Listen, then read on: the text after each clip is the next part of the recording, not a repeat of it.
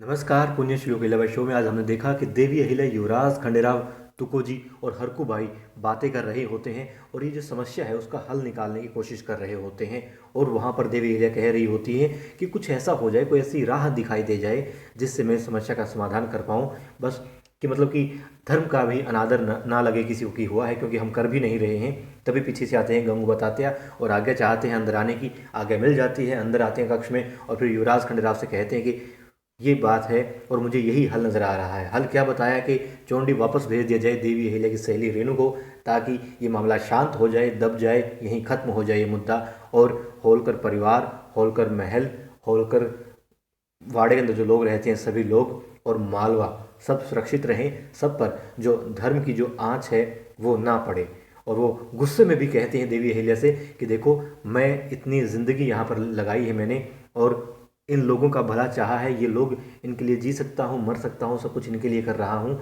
मालवा, मालवा की जनता और उससे पहले मेरे लिए है ये परिवार, ये राज परिवार, राजा, आप लोग। और मगर फिर भी मुझे ये कहना पड़ेगा कि धर्म, धर्म का अनादर बर्दाश्त मैं कतई नहीं करूँगा। यहाँ पर वो कड़े शब्दों में कहते हैं देवी अहिल्या से। क्यों? क्योंकि वो कहते हैं कि मैं उम्र में बड़ा हूँ, इसलिए आपसे कह रहा हूँ देवी अहिल्या।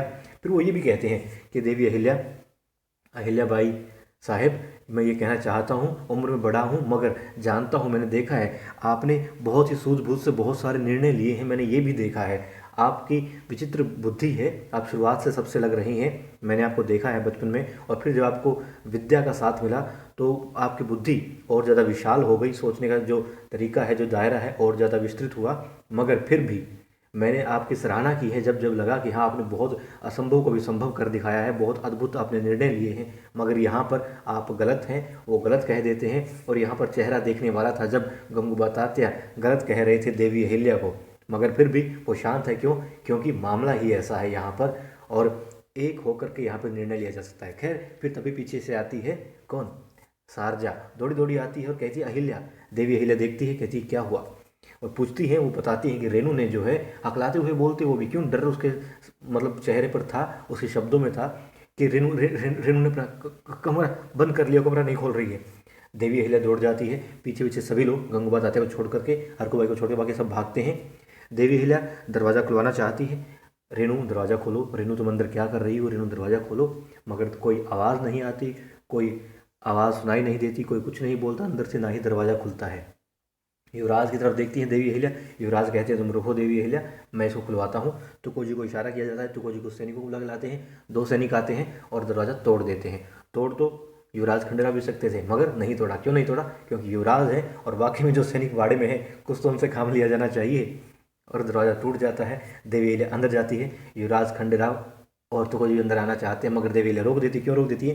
क्योंकि देवी अहिल्या की सहेली उस वक्त, जी हाँ, रेणु के सर पर उस वक्त पल्लू नहीं था और वो आईने के सामने खड़ी थी। आईना देखते हुए वो अपने हालात देख रही थी और देवी अहिल्या चौंक जाती है, उन्हें रोक देती है दोनों को अंदर आने से। मगर शारजा बुलाती है और फिर उससे बातें करती है कि रेणु तुम मुझे बताओ क्या हुआ है, तुम्हारे माथे पर ये गोबर किसने लगाया लगाया, मतलब किन परिस्थितियों में क्या रहा, मुझे बताओ। वो कहती तुम जाओ अहिल्या, यहाँ से जाओ और तुम मेरे लिए किससे लड़ोगी, किस किस से लड़ोगी, कब कब लड़ोगी, और जरूरी नहीं है हर बात जीतो। रेणु कहती है देवी अहिल्या तुम जाओ यहाँ से और तुम तुम्हारे परिवार को संभालो, मेरे लिए तुम अपने परिवार से दुश्मनी मोल मत लो। और सबको जब गलत लग रही हो तो प्लीज़ ऐसा तुम मत करो और मुझे मेरे हाल पर छोड़ दो, मैं जैसी हूँ ठीक हूँ और मेरे लिए तुम मत करो, जाओ यहाँ से। फिर दिखाते हैं देवी अहिल्या की मंजली सासू बाई दो और के साथ में बातें कर रही होती हैं। दो और कौन होती हैं? एक होती है रकमा बाई, हाथ पे हाथ रखे, जो द्वारका बाई साहेब बात कहती, वो कहती हैं बड़ा अच्छा किया तुमने, जो तुमने औकात दिखा दी रेणु को, रेणु की। और खुशियाँ, मतलब चेहरे पर यूँ लड्डू फूट रहे थे बिल्कुल। किसके? मीठा वैसे भी खाती बहुत है वो यमुना बाई, लेकिन उसको लग रहा था कि हाँ मीठा, वाह, मुंह में मज़ा आ गया। लेकिन उसे मालूम नहीं है वो क्या कर रही है। स्त्री होकर स्त्री के खिलाफ काम कर रही है, स्त्री जाति को मतलब कि कलंकित कर रही है। खैर, फिर रकमा बाई की बड़ी तारीफ करती हैं द्वारका बाई साहिब और रकमा बाई की तारीफ करके फिर चली जाती हैं। मगर मन ही मन कहती हैं कि मैंने सिर्फ रेणु को उसकी औकात नहीं दिखाई है, बल्कि मैं तो औकात दिखाना चाहती हूँ, दर्द देना चाहती हूँ देवी अहिल्या को। बड़ा उड़ती फिरती है कि मैं ये कर दूँगी, वो कर दूँगी, मैं तो ये चाहती हूँ।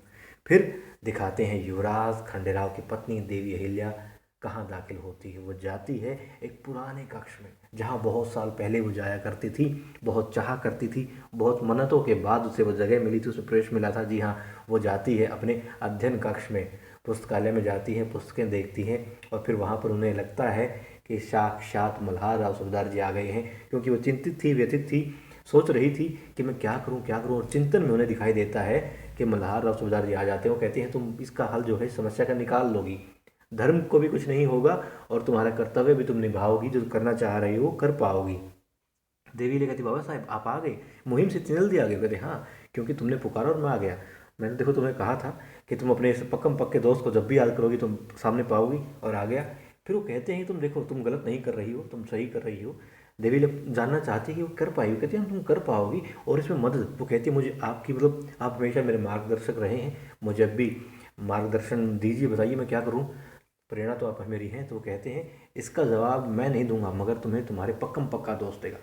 पक्कम पक्का दोस्त? कहते हाँ एक और दोस्त है ना तुम्हारा। अब हमारे मन में आ रहा था या तो है युवराज खंडेराव और या फिर ज्ञान। जी हाँ, पुस्तकें। और वाकई में युवराज खंडेराव के पिता बाबा साहेब ने यहाँ पे क्या बताया, पुस्तक उठा के दी देवी अहिल्या को।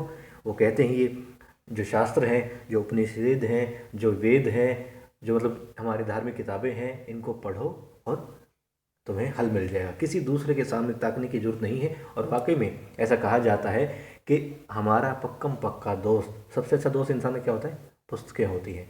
और यहाँ पर देवी अहिल्या को मिल गई है पुस्तकें। वो कहते हैं जब ज्ञान ज्ञान वो रोशनी होती है ज्ञान की, जो अमावस्या की अंधेरी रात में भी आपको पूर्णिमा की रोशनी नजर आ जाती है। और देवी अहिल्या समझ जाती है।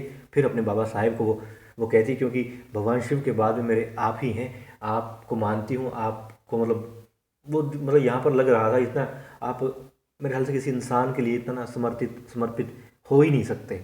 वो भावना यहाँ पर देवी अहिल्या के चेहरे पर, शब्दों पर, भाव पर, हाव भाव पर दिखाई दे रही थी। अद्भुत था, बिल्कुल बहुत अच्छा लगा मुझे।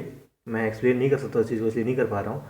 और बहुत अच्छा लगा कि मतलब आप किसी रिश्ते आपके प्रति आपकी ऐसी भावना हो, तो बहुत अच्छी लगी। और फिर देवी अहिल्या अपने गुरु, अपने बाबा साहेब को, अपने आदरणीय, अपने देवतुल्य बाबा साहेब को झुक करके प्रणाम करती है और मतलब नतमस्तक होती है उनके चरणों में।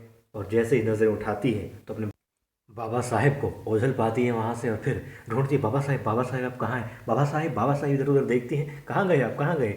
बाहर निकलती है, कक्ष से देखती है और वहाँ पर आ जाती है कौन? हरकू बाई। वो कहती है क्या हुआ अहिल्या? कहती बाबा साहेब को ढूंढ रही हूँ। अरे बाबा साहेब तो मुहिम पर गए हुए हैं, अभी आए ही नहीं। नहीं आई साहब, मैंने देखा, मेरे पास थे, मुझसे बातें की, हमारी बातें उन्होंने मुझे हल बताया। कक्ष में दाखिल होती है दोबारा, कहती यहीं तो थे। हरकू बाई भी अपनी चप्पल निकाल के आ जाती हैं अंदर। और फिर वो कहती हैं अहिल्या मतलब तुम्हारे अंदर ना इतनी भक्ति है उनके प्रति, और इसलिए तुम्हें नज़र आया कि वो तुम्हारे सामने है और तुम्हें उन्होंने हल बताया है समस्या का, क्योंकि तुम इतनी शिद्दत से उनको मानती हो और मतलब इतना पवित्र तुम्हारा रिश्ता है, इतनी अ, भक्ति है, इतनी श्रद्धा है उनके प्रति, इसीलिए तुम्हें लगा कि वही है जो उसका हल बता सकते हैं। और ऐसी परिस्थिति में वो क्या करते, वो तुम्हें आभास हुआ कि हाँ वो तुम्हें बता रहे हैं। और देवी अहिल्या मान जाती है हाँ ऐसा ही हुआ होगा, और वाकई में ऐसा ही हुआ था और ऐसा होता भी है।